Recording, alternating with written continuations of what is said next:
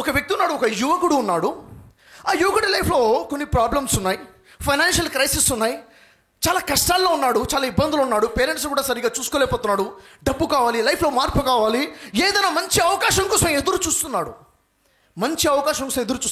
ఒకరోజు ఏమవుతుందంటే అతను ఉన్నటువంటి వీధిలో, అతను ఉన్నటువంటి దగ్గర ఒక వృద్ధుడు నడుచుకుంటూ వస్తున్నాడు. తన చేతిలో 2 మూటలు ఉన్నాయి, బరువుగా మోసుకుంటూ వస్తున్నాడు. అతన్ని చూడగానే, ఆ వృద్ధుడిని చూడగానే తన మనసులో, యువకుడి మనసులో ఒక జాలి. అరే, ఇంత వయసులో ఉన్నాడు, బరువు మోస్తున్నాడు, ఇతనికి సహాయం చేద్దామన్న ఆలోచన కలిగింది. మంచి ఆలోచన, చెడు ఆలోచన? మంచి ఆలోచన. వెంటనే వెళ్ళి, తాత నేను బరువు మోస్తానని చెప్పేసి ఒక మూట తీసుకున్నాడు.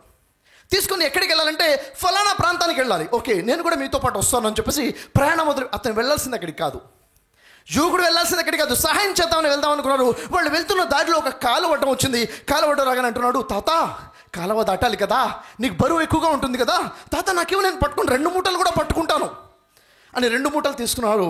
ఇద్దరు కలిసి కాలువ దాటుతుంటాడు. బాబు జాగ్రత్త, చాలా విలువైన వస్తువులు దాంట్లో ఉన్నాయి, చాలా జాగ్రత్త, కాలువ దాడుతున్న దాంట్లో పడిపోకూడదు, చాలా విలువైన వస్తువులు ఉన్నాయి అని చెప్పి 2 దాటారు. ఆ తర్వాత కొండ దాటి ఆ ప్రాంతానికి వెళ్ళాలి. అక్కడ ఆలోచన మొదలైంది తనకి, చాలా విలువైన వస్తువులు ఉన్నాయా, నేను ఎన్ని ప్రాబ్లమ్స్లో ఉన్నాను కదా, నేను ఇక్కడ పారిపోతే పట్టుకోలేడుగా. ఆలోచన మారిపోయింది. మంచి ఆలోచన కాస్త చెడు బుద్ధి, వంకర బుద్ధి వచ్చేసింది అక్కడ. ఇక 2 మూటలు తీసుకుని పరిగెత్తుడు. ఇతనికి దొరకకుండా పరిగెత్తేశాడు, వెళ్ళిపోయాడు, ఇంట్లో కూర్చున్నాడు. 2 మూటలు ఓపెన్ చేస్తే మొత్తం స్క్రాప్ ఉంది దాంట్లో.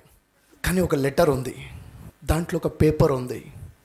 పేపర్ ఓపెన్ చేసి చూస్తే తనకు తెలిసింది, నేను ఈ దేశానికి రాజుని, కింగ్ని, నాకు వారసుడు లేడు, నా వయసు మీద పడిపోయింది, ఒక నిజాయితీ గల యువకుడి కోసం వెతుకుతున్నాను, నీ దురదృష్టం నువ్వు దాంట్లో లేవు. గమనించాల్సింది లెసన్ ఏంటి? ఆ యువకుడు బలంగా అనుకుంటున్నాడు, నాకు అవకాశం వస్తే బాగుండు, నా లైఫ్లో ఒక ఆపర్చునిటీ వస్తే బాగుండు, నా లైఫ్ మారితే బాగుండు అనుకున్నాడా లేదా?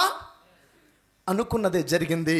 తను ఎంత స్ట్రాంగ్ అనుకున్నాడో, దేశానికి రాజభాగ్యం తన దగ్గరికి వచ్చేసింది. ఏదైతే నువ్వు అనుకుంటావు యూనివర్స్ నీ దగ్గరికి పంపిస్తుంది. Yes or no? పంపించింది. యూనివర్స్ నిన్ను బ్లెస్ చేసింది. నువ్వు అనుకున్న దానికన్నా చాలా గొప్పగా యూనివర్స్ నీకు ఇచ్చేసింది, రాజభాగ్యాన్ని ఇచ్చింది. కానీ నువ్వు పెద్ద బ్లాక్ని అరేంజ్ చేసుకున్నావు, బ్లాక్ చేసుకున్నావు దాన్ని. Yes or no? నీ వంకర బుద్ధితో, నీ బుద్ధి వంకర అయిపోవడం వల్ల, నీ నెగిటివ్ ఇంటెన్షన్స్ వల్ల ఏమైపోయింది? ఆ బ్లెస్సింగ్స్ని కాలుతో తన్నేసుకున్నావు. Yes or no? మన లైఫ్లో కూడా my dear brothers, my dear sisters, మనం చాలా కోరుకుంటాం మన లైఫ్లో, చాలా అనుకుంటాం.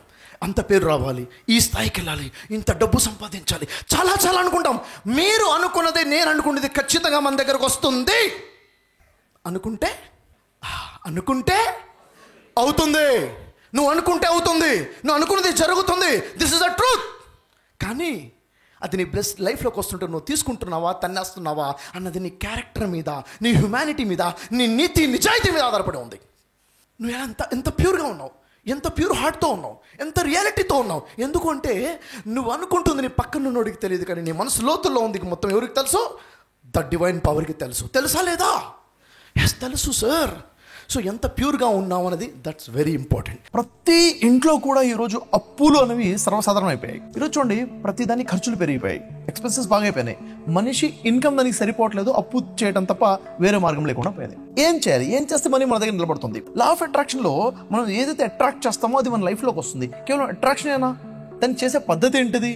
ఎఫర్మేషన్స్ పర్ఫెక్ట్ గా చేసే పద్ధతి ఏంటిది? విజువలైజేషన్ చేసే పర్ఫెక్ట్ పద్ధతి ఏంటిది? గ్రాటిట్యూడ్ ఏ విధంగా ఉండాలి? మన కోసం యూనివర్స్ పని చేసేలా చేయాలంటే ఏం చేయాలి? అండ్ మన లైఫ్ లో దాన్ని రావాలంటే అది ఎక్కడి నుంచి వస్తుంది? ఇవన్నీ కూడా చాలా క్లారిటీగా రావాలి sir. Authentic way of law of attraction మాట్లాడుతున్నాను. దీని బేస్ ఏంటంటే Bible, old testament, new testament లో లా ఆఫ్ అట్రాక్షన్ ఫార్ములాసే ఉన్నాయి. ఖురాన్ లా ఆఫ్ అట్రాక్షన్ ఏం చెప్తుంది? వేదాసు, ఉపనిషత్తు, ఇంకా మరి చెప్పాలంటే భగవద్గీత స్ట్రాంగ్ గా ఏం లా ఆఫ్ అట్రాక్షన్ ఇస్తుంది. ఇక్కడ కనుక మనం కరెక్ట్ గా తెలుసుకుంటే మన లైఫ్లో చాలా గొప్ప మార్పు తెచ్చుకోవచ్చు.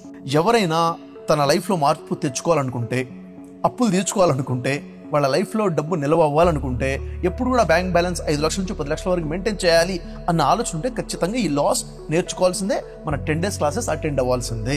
ఈ 10 days క్లాసెస్లో చాలా క్లారిటీగా తెలిసిపోయి అథెంటిక్ లాస్ తెలుస్తాయి, లైఫ్లో మార్పు అనేది వస్తుంది. సో ఈ క్లాసెస్ చాలా ఇంపార్టెంట్. ప్రతిరోజు మార్నింగ్ 5 నుంచి 7 వరకు ఉంటాయి. 100 రోజుల్లో 100 daysలో మీ అప్పులన్నీ తీర్చుకోవాలనుకుంటే ఈ క్లాసెస్ సరిపోతాయి. ఈ క్లాసెస్ని ఫాలో అయిపోతే సరిపోతుంది.